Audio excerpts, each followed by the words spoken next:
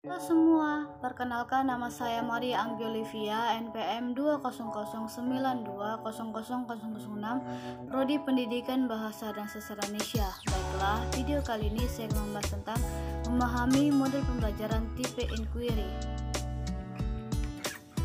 Pertama itu kita masuk dari pendahuluan. Guru perlu mengenal berbagai jenis strategi mengajar sehingga dapat memilih strategi manakah yang paling tepat untuk suatu bidang pengajaran.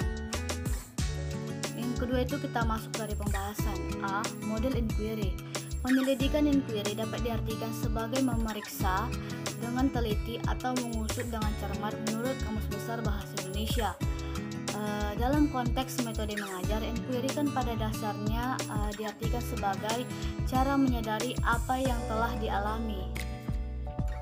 Metode inquiry menurut Mulyasa tahun 2003. Metode inquiry adalah metode yang menempatkan siswa sebagai subjek belajar yang aktif dan mampu mengarahkannya untuk menyadari apa yang telah didapat selama ini.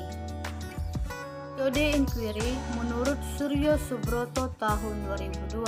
Metode inquiry merupakan perluasan dari proses discovery yang digunakan secara lebih mendalam.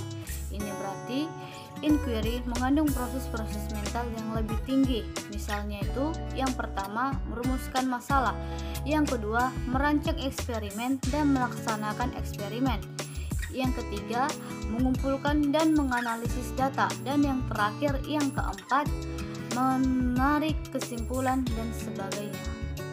Terakhir, metode inquiry menurut Roestia tahun 2001. Metode inquiry adalah teknik atau cara yang digunakan guru untuk mengajar, di mana guru membimbing siswa yang ditugaskan untuk meneliti suatu masalah dengan petunjuk atau langkah dengan kegiatan yang lebih jelas.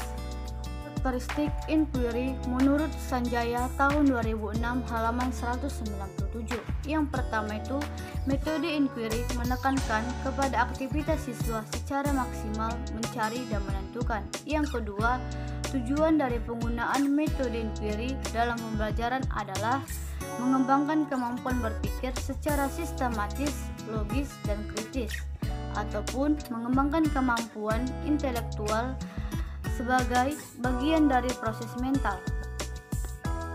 Prinsip-prinsip metode inquiry. Yang pertama itu berorientasi pada pengembangan intelektual. Yang kedua, prinsip interaksi. Yang ketiga, prinsip bertanya. Yang keempat, prinsip belajar untuk berpikir. Dan yang kelima, prinsip keterbukaan. Langkah metode inquiry. Yang pertama itu orientasi. Yang kedua itu merumuskan masalah. Merumuskan masalah ini ada dibagi menjadi 3 bagian.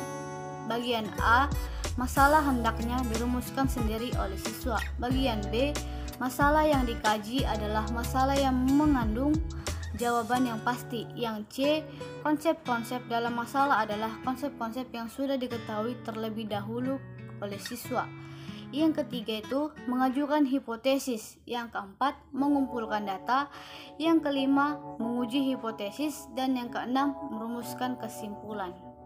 Kelebihan dan kekurangan dari metode inquiry. Yang pertama, siswa dapat berpartisipasi aktif dalam pembelajaran yang disajikan. Yang kedua, memenuhi sekaligus menanamkan sikap inquiry. Yang ketiga, mendukung kemampuan problem solving siswa. Yang keempat, memberikan wahana interaksi antar siswa maupun siswa dengan guru. Dengan demikian, siswa juga terlatih untuk menggunakan bahasa Indonesia yang baik dan juga yang benar.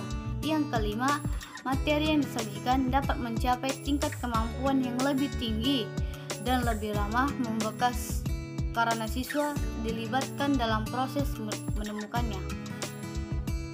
Tujuan utama pendekatan inquiry dan discovery adalah untuk melatih kemampuan siswa dalam meneliti, menjelaskan fenomena, dan memecahkan masalah secara ilmiah. Karena pada dasarnya, secara intuitif, setiap individu cenderung melakukan kegiatan ilmiah atau mencari tahu maupun memecahkan masalah sendiri.